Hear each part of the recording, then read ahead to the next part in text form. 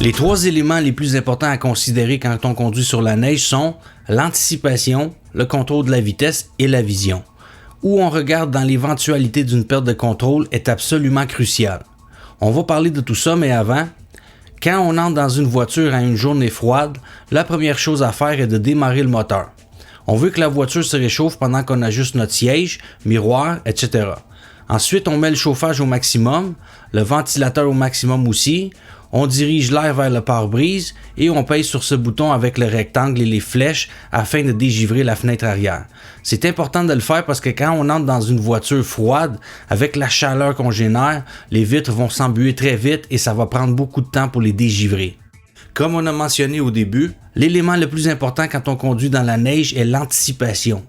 On doit commencer à freiner plus tôt et de façon plus graduelle et on doit garder une distance sécuritaire entre nous et le véhicule en avant de nous.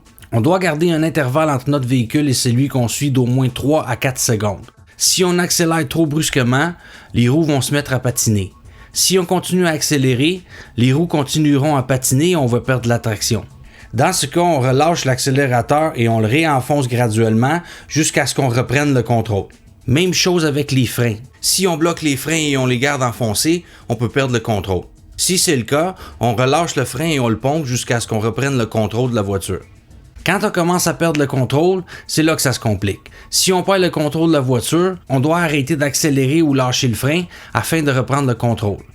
On peut aussi mettre la transmission au neutre, ce qui est plus facile à dire qu'à faire dans une situation de panique, mais si vous êtes capable de le faire, tant mieux. Si on a absolument besoin d'arrêter, on pompe les freins. En perte de contrôle, deux choses deviennent extrêmement importantes. 1. L'endroit où on regarde en essayant de redresser la voiture. Et 2. La façon dont on tourne le volant. Il est primordial de s'habituer à tourner le volant en croisant les mains. Ça devient presque impossible de reprendre le contrôle en tournant le volant par les méthodes que j'appelle laver la vaisselle ou traire la vache. La méthode de la main par en dessous est aussi inefficace et même dangereuse parce que notre main peut frapper une des branches du volant. Vous ne serez pas capable de tourner le volant assez vite en utilisant une de ces deux méthodes. Quand le devant de la voiture part d'un côté, on tourne le volant du côté opposé jusqu'à ce qu'on reprenne le contrôle. Où on porte notre regard ici devient absolument crucial. On doit regarder où on veut aller et non où on va. Si on regarde un arbre, un poteau ou un quelconque autre obstacle, il y a de fortes probabilités qu'on aille frapper l'obstacle en question.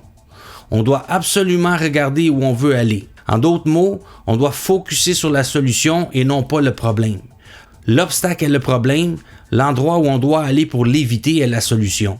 Et pour terminer, si on voit quelqu'un qui essaie de sortir de son stationnement, laissons-y une chance. Si la personne qui sort de son stationnement doit s'arrêter, elle se réenfonce dans la neige et tout le travail est à recommencer. J'espère que vous avez aimé cette vidéo. Bonne route!